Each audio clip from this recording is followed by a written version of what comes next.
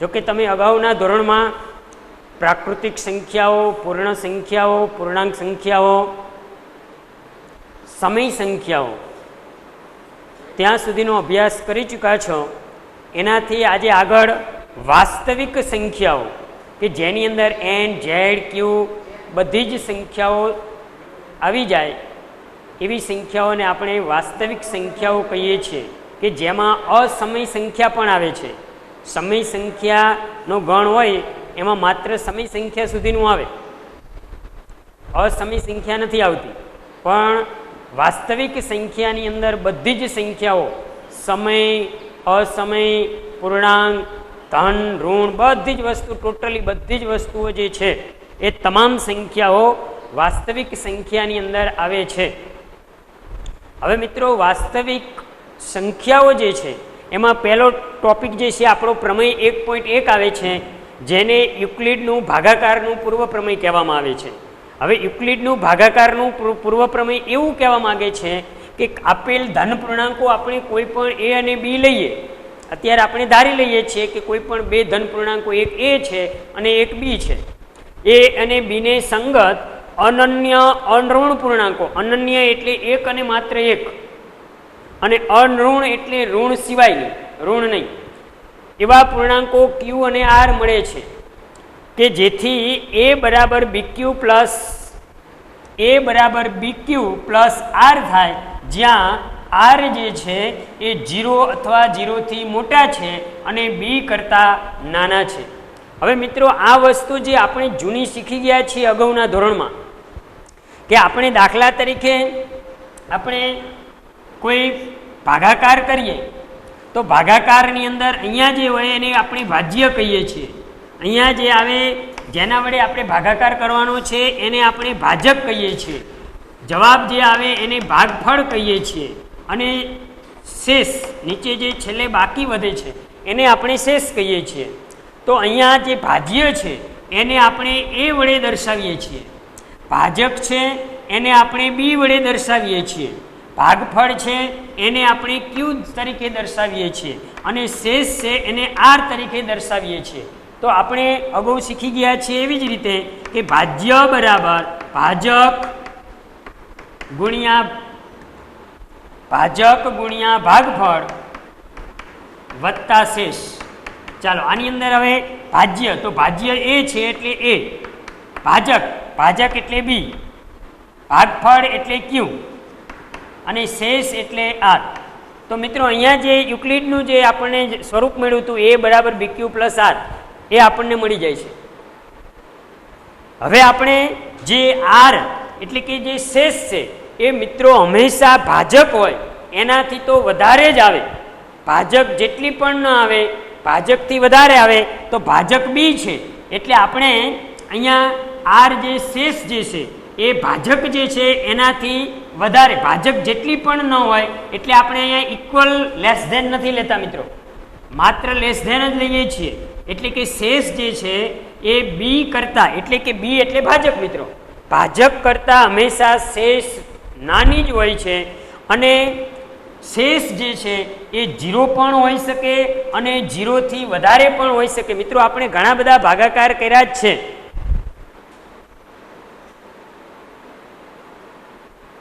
દસ એ 23 નંબર, જયેશ અહીંયા ધ્યાન આપો બધા. એટલે શેષ જે છે હંમેશા 0 અથવા 0થી વધારે હોય છે. એટલે અહીંયા એની શરત આવે છે કે શેષ જે છે 0 અથવા 0થી વધારે છે અને જે ભાજક જે છે એનાથી નાની હોય છે. તો આ જે છે મિત્રો એ યુક્લિડનું ભાગાકારનું પૂર્વ પ્રમેય છે. અને આ યુક્લિડની પદ્ધતિથી આપણે આગળ આપણે દાખલાઓ ગણવાના આવશે. હવે મિત્રો બીજું જોઈએ, પ્રમેય 1.2 અંકગણિતનું મૂળભૂત પ્રમેય. તો અંકગણિતનું મૂળભૂત પ્રમેય એટલે દરેક વિભાજ્ય સંખ્યાને તેના અવયવોના ક્રમને અવગણીને અવિભાજ્ય સંખ્યાઓના ગુણાકાર તરીકે અનન્ય રીતે લખી શકાય છે. ઉદાહરણ તરીકે મિત્રો આપણે 36 મેં આપ્યા છે. અહીંયા 36 વિભાજ્ય સંખ્યા છે, તો એ 36ના આપણે અવિભાજ્ય અવયવ પાડી શકીએ છીએ. એવું આપણને પ્રમેય 1.2 અંકગણિતનું મૂળભૂત પ્રમેય છે એ સૂચવે છે. કોઈ પણ વિભાજ્ય સંખ્યા હોય એને આપણે અવિભાજ્ય અવયવ પાડી શકીએ છીએ. હવે એનાથી આગળ જોઈએ મિત્રો તો અવિભાજ્ય સંખ્યાઓનું વર્ગમૂળ અસમય સંખ્યા છે. મિત્રો આની પીડીએફ ફાઇલ કાલે મેં તમને મોકલેલી છે, એ બધા મિત્રોએ લખી લેવાની છે ફૂલ સ્કેપની અંદર, ખાસ ધ્યાન રાખજો. અવિભાજ્ય સંખ્યા કોઈ પણ હોય, અવિભાજ્ય સંખ્યાનું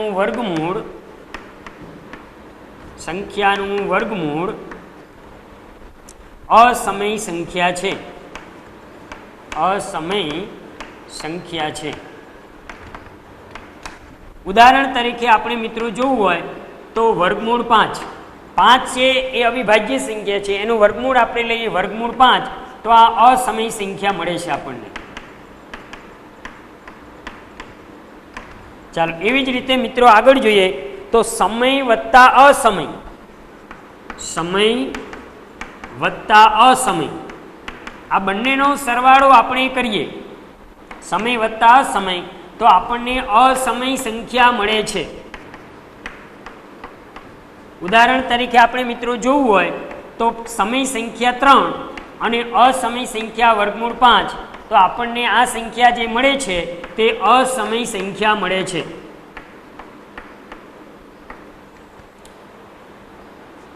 ચાલો એનાથી આગળ જોઈએ સમય ગુણ્યા અસમય, સમય ગુણ્યા અસમય, તો પણ આપણને અસમય સંખ્યા મળે છે. ઉદાહરણ તરીકે મિત્રો આપણે જોઈએ તો સમય સંખ્યા દાખલા તરીકે આપણે 2 લઈએ અને અસમય સંખ્યા વર્ગમૂળ 5 લઈએ, તો 2 વર્ગમૂળ 5 જે છે આપણને અસમય સંખ્યા મળે છે. ચાલો એથી આગળ જોઈએ તો એક સૂત્ર મિત્રો આવે છે, ગુસ્સા એ અને બી 2 સંખ્યાઓ છે મિત્રો, 2 સંખ્યાઓ તમને આપેલી હોય એના ગુસ્સા અને લસ્સા મેળવવાનું અગાઉ આવશે. ગુસ્સા એ અને બી ગુણ્યા લસ્સા એ અને બી બરાબર એ ગુણ્યા બી, એક આવું સૂત્ર આવે છે.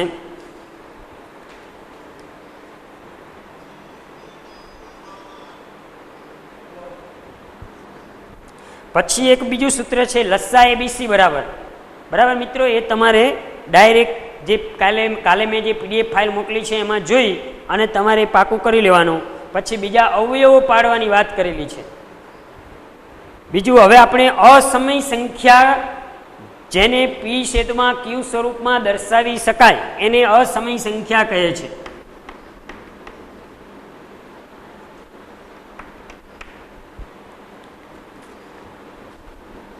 જે સંખ્યાને પી છેદમાં ક્યુ સ્વરૂપમાં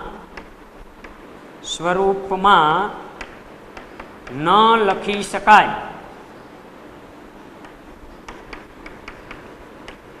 તેને અસમય સંખ્યા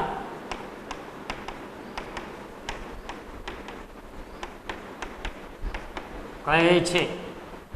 જેને આપણે પી છેદમાં ક્યુ સ્વરૂપમાં લખી શકતા નથી. હવે અસમય વિશે મિત્રો પછી આપણે ચર્ચા કરીએ એટલે તમને ખ્યાલ આવશે. અવિભાજ્ય અવયવ આવેલ ન હોય તો તેવી સંખ્યાને શાંત સંખ્યા કહે છે. શાંત સંખ્યા તો છેદમાં 2 અને 5 સિવાયનો અવિભાજ્ય અવયવ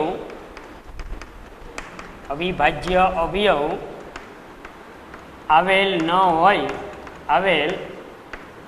હોય તો તેને શાંત સંખ્યા કહે છે.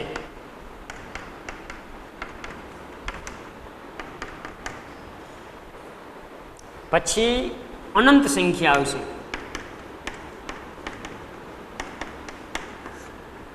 અનંત સંખ્યા એટલે જે શાંત નથી, બરાબર.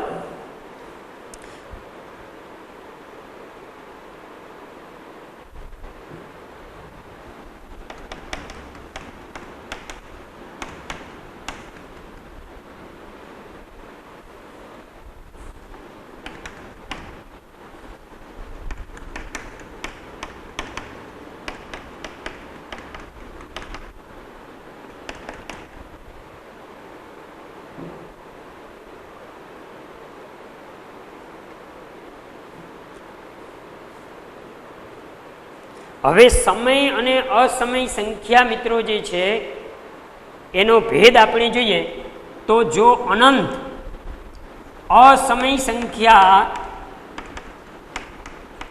જે છે એ ચેક કરવા માટે સંખ્યા જે છે તે એક તો અનંત હોવી જોઈએ, પહેલી શરત મિત્રો કે તે સંખ્યા અનંત હોવી જોઈએ, અને બીજી શરત છે અનાવૃત હોવી જોઈએ, અનાવૃત હોવી જોઈએ. એને અસમય સંખ્યા કહે છે. દાખલા તરીકે આપણે જોઈએ, ઉદાહરણ તરીકે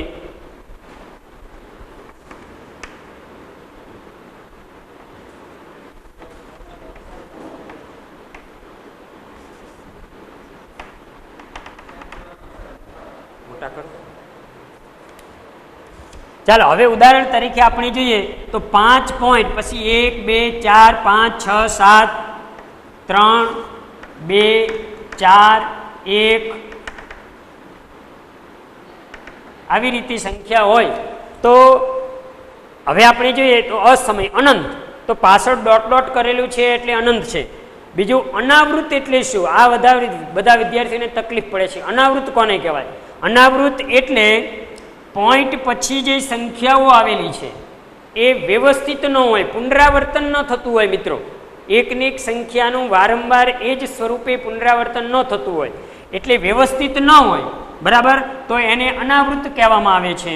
એટલે આ સંખ્યા અનંત છે અને અનાવૃત છે, એટલે આ સંખ્યા જે છે એ અસમય સંખ્યા છે. પાય જે છે એ પણ અસમય સંખ્યા છે, પાય પણ અસમય સંખ્યા છે.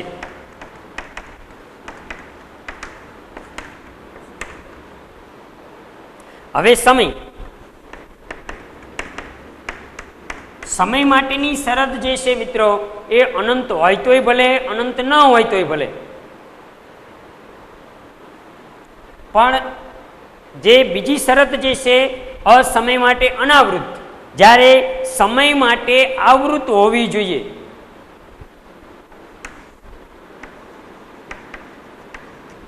સંખ્યા આવૃત હોવી જોઈએ.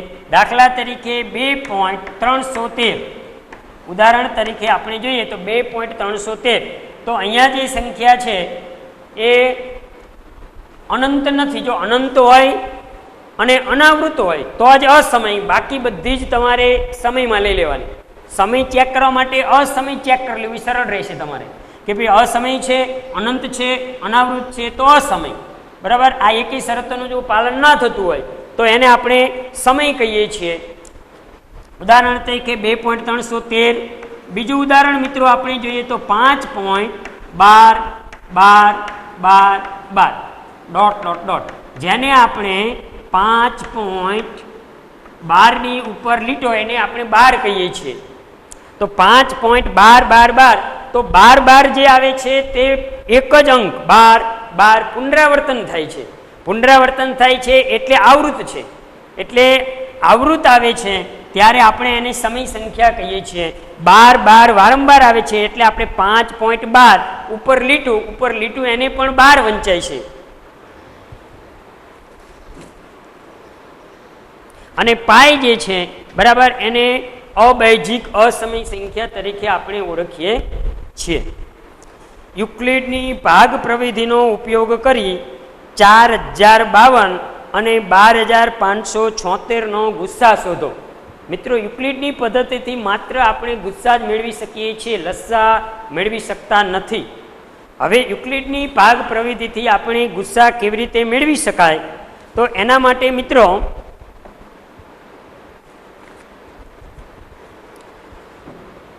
પહેલા આપણે જે મોટી સંખ્યા જે છે 12576 મોટા છે 4052,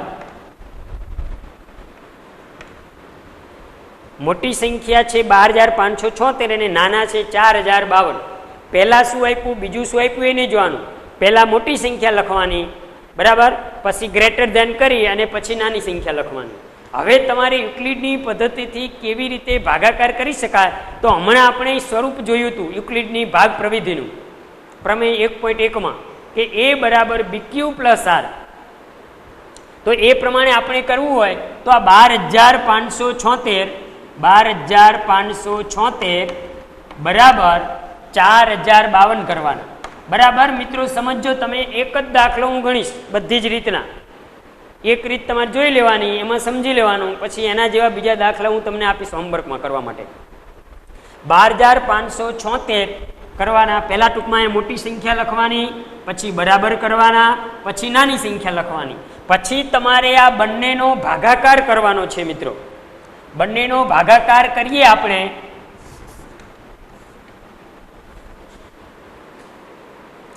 ₹12,576 ભાગ્યા 4052. આ રફ પેજમાં તમારે ભાગાકાર કરવાનો અને 3 વડે અહીંયા છેદ આલે છે. કેમ કે રેન્ડમલી આપણે લઈએ 4052 એટલે 4000 લઈએ, અહીંયા 12000 લઈએ, એટલે 4 તરી 12 એટલે 3 લગભગ છેદ ઉડતા હશે, એટલે 3 વડે આપણે ભાગાકાર કરી શકીએ. તો 12156 અહીંયા શેષ આવે છે 420. તો અહીંયા મિત્રો જવાબ મળે છે 3. જે જવાબ એટલે ભાગફળ, ટૂંકમાં ભાગફળ જે આવે છે એ ગુણ્યા કરી અને લખવાનું, અને વત્તા કરી અને શેષ લખવાની.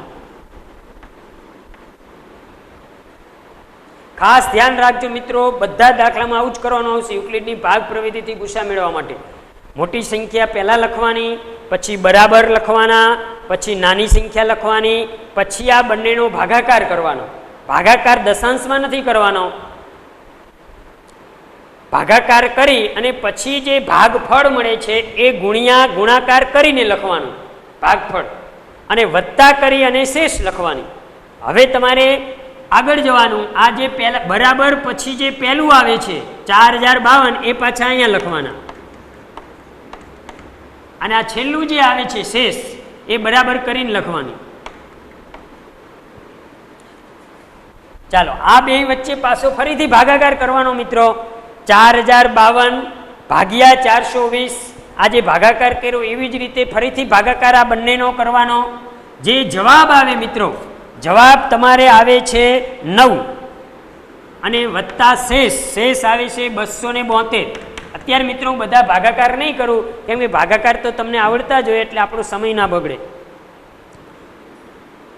હવે પાછું ફરીથી આવીને આવી રીતે અહીંયા જે આવે છે બરાબર પછી પહેલું 420 એને લખી લેવાના.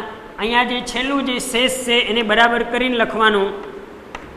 પાછો આ બેનો ભાગાકાર કરવાનો, અને જે ભાગફળ મળે છે 1 એ લખવાનું, વત્તા શેષ 148. જેટલા સ્ટેપ આવે એટલા ભાગાકાર મિત્રો કરવાના થશે તમારે. પછી આ 272 પાછા અહીંયા લઈ લેવાના, બરાબર કરી અને જે શેષ છે અહીંયા લેવાની 148. પાછો આ બેનો ભાગાકાર કરવાનો. ભાગાકાર તમે કરશો એટલે 1 ભાગફળ મળે છે એટલે ગુણ્યા 1 વત્તા શેષ મળે છે 124 એટલે 124. પાછા 148 અહીંયા લેવાના, આ 124. પાછો આ બેનો ભાગાકાર કરવાનો અને શેષ મળે છે 1, ભાગફળ મળે છે 1 વત્તા શેષ મળે છે 24. પાછા 124 ને અહીંયા લેવાના, 24 અહીંયા લેવાના. પાછો આ બેનો ભાગાકાર કરીએ એટલે ભાગફળ મળે છે 5 અને શેષ મળે છે 4. પાછા 24 ને અહીંયા લેવાના, શેષ બરાબર કરીને શેષ લેવાની, અને ભાગફળ મળે છે મિત્રો 6 અને શેષ મળે છે 0. 0 શેષ મળે ત્યાં સુધી આ પ્રોસેસ કરવાની છે મિત્રો, આટલું યાદ રાખજો. 0 મળે ત્યાં સુધી પ્રોસેસ કરવાની. પછી અહીંયા તમારે 0 આવે છે, છેલ્લું સ્ટેપ જે આવે છે એમાં જે બરાબર પછી જે આવે છે તે ગુસ્સા હશે તમારો. ચાલો એટલે અહીંયા આપણે લખી શકીએ કે ગુસ્સા 12,576 અને 4052 એનો ગુસ્સા મળે છે 4, અથવા 0 છે એની ઉપર જે હશે એ જ અહીંયા આવેલું હશે, બરાબર. એટલે 0 ની ઉપર આવે અથવા તો બરાબર પછી આવે છેલ્લા સ્ટેપમાં, બરાબર. તો એ જે છે તમારો ગુસ્સા. તો આવી રીતે મિત્રો યુક્લિડની ભાગ પ્રવિધિથી ગુસ્સા મળે છે ફરીથી હજુ જોઈ લેજો મિત્રો, મોટી સંખ્યા પહેલાં લખવાની છે, પછી નાની સંખ્યા લખવાની છે. અહીંયા મોટી સંખ્યા બરાબર નાની, પછી આ બેનો ભાગાકાર, પછી ભાગાકાર કરો અને જે ભાગફળ મળે એ ગુણાકાર કરીને લખવાનું, વત્તા કરી અને શેષ લખવાની. પાછું ફરીથી આ 4052 પહેલાં લેવાના અને આ 420 આવી રીતે બધામાં લેવાનું આવશે મિત્રો. આ બંનેનો પાછો ભાગાકાર કરવાનો, ભાગાકાર કરી અને જે ભાગફળ મળે એ ગુણાકાર કરીને લખવાનું, વત્તા કરીને શેષ લખવાની. આવી રીતે પ્રોસેસ કરવાની અને છેલ્લે 0 આવે ત્યાં સુધી પ્રોસેસ કરવાની છે મિત્રો. અને 0 જે આવે એની ઉપર જે આવે એ તમારો ગુસ્સા આપેલ સંખ્યાનો, બરાબર. એટલે ગુસ્સા તમને મળે છે મિત્રો 4. તો આવી જ રીતે મિત્રો ઉદાહરણ 2 અને ઉદાહરણ 3 તમારે જાતે કરવાના છે.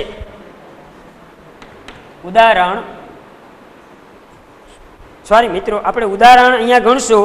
ઉદાહરણ 2,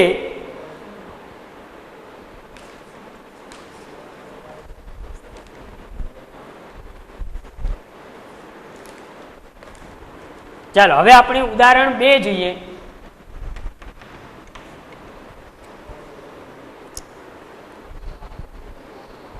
દર્શાવો કે દરેક યુગ્મ ધન પૂર્ણાંક એ કોઈ પણ પૂર્ણાંક ક્યુ માટે ટૂંક્યું સ્વરૂપમાં હોય અને દરેક અયુગ્મ ધન પૂર્ણાંક કોઈક પૂર્ણાંક ક્યુ માટે ટૂંક્યું પ્લસ 1 સ્વરૂપમાં હોય. એવું આપણે દર્શાવવાનું છે કે કોઈ પણ યુગ્મ ધન પૂર્ણાંક છે એ ટૂંક્યું સ્વરૂપમાં હોય છે અને અયુગ્મ જે હોય છે તે ક્યુ પ્લસ ટૂંક્યું પ્લસ 1 સ્વરૂપમાં હોય છે. તો અહીંયા આપણે આવા દાખલાઓ આવે દર્શાવવાના, બરાબર. ત્યારે તમારે પહેલાં ધારી લેવાનું, ધારો કે એ બરાબર કોઈ ધન પૂર્ણાંક,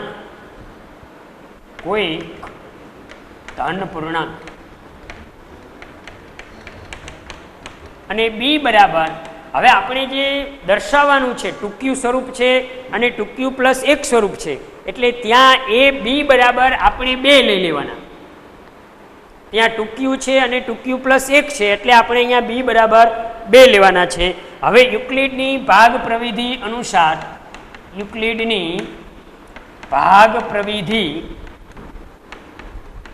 અનુસાર આપણે જે શરૂઆતમાં પ્રમેય 1.1 જોયું યુક્લિડની ભાગ પ્રવિધિનું, તો એના ઉપરથી આપણે આવું લખી શકીએ કે એ બરાબર બીક્યુ પ્લસ આર. ચાલો, એ કોઈક ધન પૂર્ણાંક સંખ્યા છે, બી 2 છે એટલે 2q પ્લસ આર, તો q પ્લસ આર આવે છે. તો અહીંયા આપણે કહી શકીએ કે આર જે શેષ જે છે, શેષ આર જે છે એ 0 અથવા 0 થી મોટી હોય છે હંમેશા. શેષ જે છે આર એટલે મિત્રો શેષ છે તે 0 અથવા 0 થી વધારે હોય છે. અને ભાજક તમારો B2 છે, ભાજક 2 છે, અને ભાજક છે એના કરતાં તો શેષ હંમેશા નાની જ હોય છે, એટલે 2 કરતાં હંમેશા આર જે છે તે નાના હોય છે. તો હવે આર જે શેષ જે છે એ 0 અથવા 0 થી મોટી અને 2 થી નાની, એટલે કે આર બરાબર 0 હોઈ શકે અને આર બરાબર 1 હોઈ શકે. આ બેમાંથી એક શક્યતા આર 0 હોઈ શકે અને કાં તો આર બરાબર 1, આ સિવાય ત્રીજી કોઈ શક્યતા થતી નથી. હવે આર બરાબર 0 લઈએ આપણે, તો અહીંયા એ બરાબર ટીક્યુ થાય છે. આર બરાબર 0 આપણે મૂકીએ, અહીંયા આર બરાબર 0 મૂકીએ એટલે એ બરાબર 2q, અને અહીંયા આર બરાબર 1 છે એટલે આર બરાબર 1 લઈએ તો એ બરાબર 2q પ્લસ 1 થાય છે. હવે એ જે છે એ 2 વડે વિભાજ્ય અને એને યુગ્મ પૂર્ણાંક કહે છે. અહીંયા એ જે છે એ 2 વડે વિભાજ્ય છે. અહીંયા આપણને જે મિત્રો મળે છે એ બરાબર 2q મળે છે, 2q એટલે 2, એનો ટૂંકમાં એ જે સંખ્યા છે એનો એક અવયવ 2 છે, એટલે કે 2 એનો અવયવ હોવાથી 2 વડે વિભાજ્ય સંખ્યાઓ છે, એટલે 2 વડે વિભાજ્ય છે એટલે એને આપણે યુગ્મ સંખ્યા કહીએ છીએ.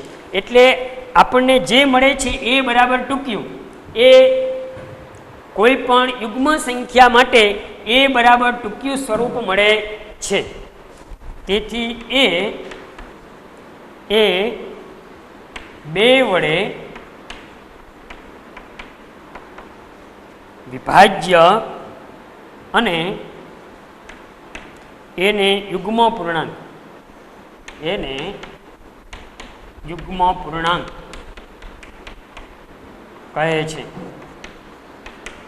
ચાલો એવી જ રીતે અહીંયા મિત્રો જોઈએ તો એ જે છે એ 2 વડે વિભાજ્ય નથી, કેમ કે અહીંયા એ બરાબર 2q પ્લસ 1 મળે છે, એટલે કે 2 જે છે એનો અવયવ હોય એમાં +1 ઉમેરાય છે, એટલે એ સંખ્યા જે છે તે 2 વડે વિભાજ્ય નથી. અહીંયા એ 2 વડે વિભાજ્ય નથી.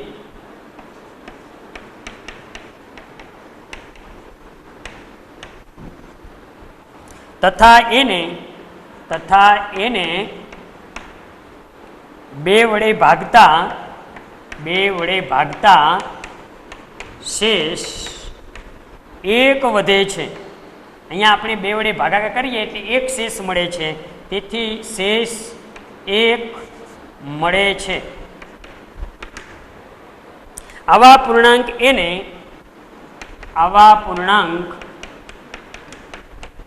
એને અયુગ્મ પૂર્ણાંક કહે છે.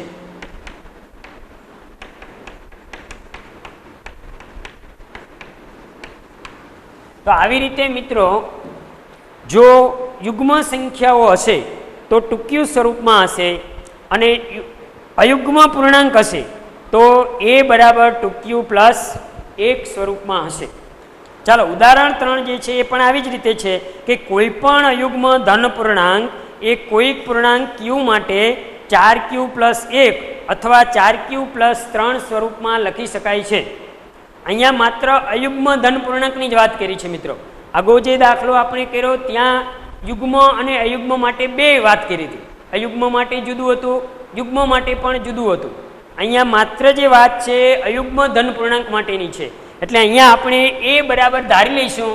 ધારો કે એ બરાબર અયુગ્મ ધન પૂર્ણાંક સંખ્યા, એ બરાબર અયુગ્મ ધન પૂર્ણાંક,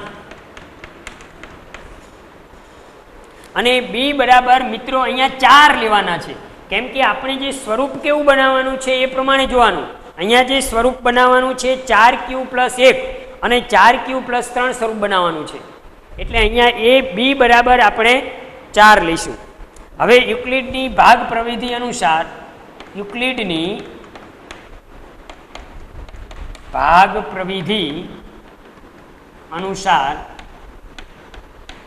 ભાગ પ્રવિધિમાં આપણે જોયું કે એ બરાબર BQ પ્લસ R. અહીંયા મિત્રો એ બરાબર એ બી જે છે 4 છે, એટલે 4q પ્લસ R. હવે મિત્રો હંમેશા જે શેષ જે છે એ તમે જાણો છો કે શેષ R જે છે તે 0 અથવા 0 થી મોટી હોય અને 4 થી નાની હોય, 4 પણ ન હોઈ શકે, એટલે માત્ર ત્યાં લેસ ધેન લેવાનું છે, કેમ કે શેષ જે છે તેના કરતાં તો શેષ જે છે હંમેશા 4 કરતાં તો નાની જ આવે છે. ચાલો અહીંયા હવે આના ઉપરથી આપણે નક્કી કરી શકીએ કે R જે છે મિત્રો R બરાબર 0 મળી શકે, પછી એક R બરાબર 1 મળી શકે, R બરાબર 2 મળી શકે અને R બરાબર 3 મળી શકે. R જે છે 0 થી મોટી અને 4 થી નાની છે, 0 અથવા 0 થી મોટી અને 4 થી નાની, એટલે R બરાબર 0, R બરાબર 1, R બરાબર 2, R બરાબર 3. હવે આપણે R બરાબર 0 લઈએ, અહીંયા 0 લઈએ એટલે A બરાબર 4q થશે. અહીંયા R બરાબર 1 લઈએ એટલે A બરાબર 4q પ્લસ 1 થશે. અહીંયા A બરાબર અહીંયા એ બરાબર 4q પ્લસ 2 થશે અને અહીંયા એ બરાબર 4q પ્લસ 3 થશે. હવે અહીંયા મિત્રો જે આપણને આપેલું છે કે એ જે છે અયુગ્મ ધન પૂર્ણાંક છે. હવે એ અયુગ્મ ધન પૂર્ણાંક હોય તો અહીંયા એ બરાબર દાખલા તરીકે q બરાબર આપણે 1 લઈએ તો 4 એકા 4 આપણને બેકી મળે. બેકી એટલે મિત્રો યુગ્મ, તો અહીંયા આપણને અયુગ્મ કીધા છે એટલે એ જે છે એ આપોઆપ નીકળી જશે.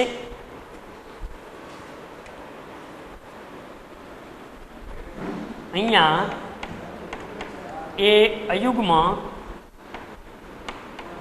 સંખ્યા છે. અહીંયા એ અયુગ્મ સંખ્યા છે, તેથી શક્ય નથી. એટલે આ ઓટોમેટિક આપણને નીકળી જશે. એવી જ રીતે એ બરાબર 4q પ્લસ 1 જે શક્ય છે કે જે આપણે સાબિત કરવાનું હતું.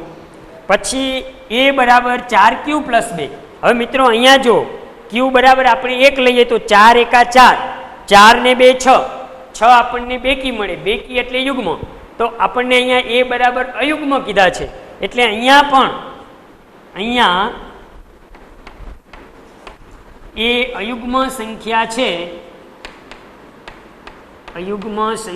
છે, તેથી શક્ય નથી. અને અહીંયા 4q પ્લસ 3, અહીંયા q બરાબર 1 લઈએ તો 4 એકા 4 ને 3 7 એટલે એકી એટલે અયુગ્મ, એટલે અયુગ્મ આપણે જોઈએ છે એટલે આ શક્ય છે. તો આવી રીતે મિત્રો એ બરાબર 4q પ્લસ 1 અને એ બરાબર 4q પ્લસ 3 સ્વરૂપમાં આપણે લખી શકીએ છીએ.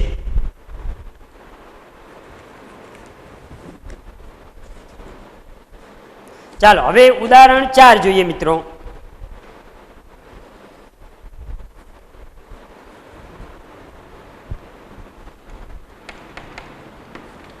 ઉદાહરણ 4 ની અંદર રકમ જોઈએ તો એક મીઠાઈવાળા પાસે 420 નંગ કાજુ બરફી અને 130 નંગ બદામ બરફી છે. બે પ્રકારની બરફી છે, કાજુ બરફી અને બદામ બરફી. તે એવી રીતે બરફીઓને થપ્પી સ્વરૂપે ગોઠવવા માગે છે કે દરેક થપ્પીમાં બરફીની સંખ્યા સમાન હોય અને તે તાસકમાં ઓછામાં ઓછી જગ્યા રોકે. તો આ હેતુ માટે દરેક થપ્પીમાં કેટલી સંખ્યામાં બરફી રાખવી જોઈએ? અહીંયા મિત્રો તમારે ગુસ્સા મેળવવાનો છે. જે ગુસ્સા આવશે એ તમારો જવાબ. અહીંયા 420 અને 130, 420 અને 130 નો ગુસ્સા મેળવતા જે ગુસ્સા આવે એ જ મિત્રો તમારો જવાબ. હવે 420 અને 130 નો ગુસ્સા આપણે યુક્લિડની પદ્ધતિથી પહેલો દાખલો ગણ્યો ત્યારે મેળવ્યો હતો. હવે આપણે આપણી સાદી રીત જે છે મૂળભૂત પ્રમેયની રીત એનાથી કરીએ તો એના માટે મિત્રો તમારે 420ના અવિભાજ્ય અવયવ પાડી દેવાના, 130ના અવિભાજ્ય અવયવ પાડી દેવાના. બહુ સરળ રીત છે. ચાલો પહેલા 2 વડે ચાલશે. 210, 105, 55, 5 સત્તુ 35 અને 7 એકા 7. એવી જ રીતે અહીંયા 2 વડે ચાલશે. 65, 13 પંચા 65, 13 એકા 13. બે સંખ્યા આપી છે, બંનેના અવિભાજ્ય અવયવ પાડી દેવાના. પછી હવે નીચે ગુસ્સા કરી ગુસ્સા મેળવવાનો છે 420 અને 130 નો બરાબર કરી. હવે ગુસ્સા કેવી રીતે મિત્રો મેળવવો? બહુ ઇમ્પોર્ટન્ટ વસ્તુ છે અને બહુ ઇઝી વસ્તુ છે. તો ગુસ્સા મેળવવા માટે મિત્રો પહેલા અવિભાજ્ય અવયવ અને બીજા અવિભાજ્ય અવયવ બંનેમાં હોય એને આપણે ગુસ્સામાં લખવાના છે. આમાં પણ 2 છે, આમાં પણ 2 છે એટલે એક 2 લેવાના. ચાલો પછી આમાં 2 છે પણ આમાં નથી, પછી 3 આમાં છે આમાં નથી, 5 આમાંય છે અને 5 આમાં પણ છે, બંનેમાં 5 છે એટલે 5 લેવાના. 7 આમાં છે પણ આમાં નથી, 13 આમાં છે તો આમાં નથી. બંનેમાં હોય એવી સંખ્યા 2 અને 5 એટલે જવાબ તમને મળે છે 10. એટલે કે 420 અને 130 નો ગુસ્સા મળે છે 10 અને 10 જે છે એ મિત્રો તમારો જવાબ છે. તેથી દરેક થપ્પીમાં 10 નંગ બરફી રાખવી જોઈએ. ચાલો આવી રીતે પણ તમે ગુસ્સા મિત્રો મેળવી શકો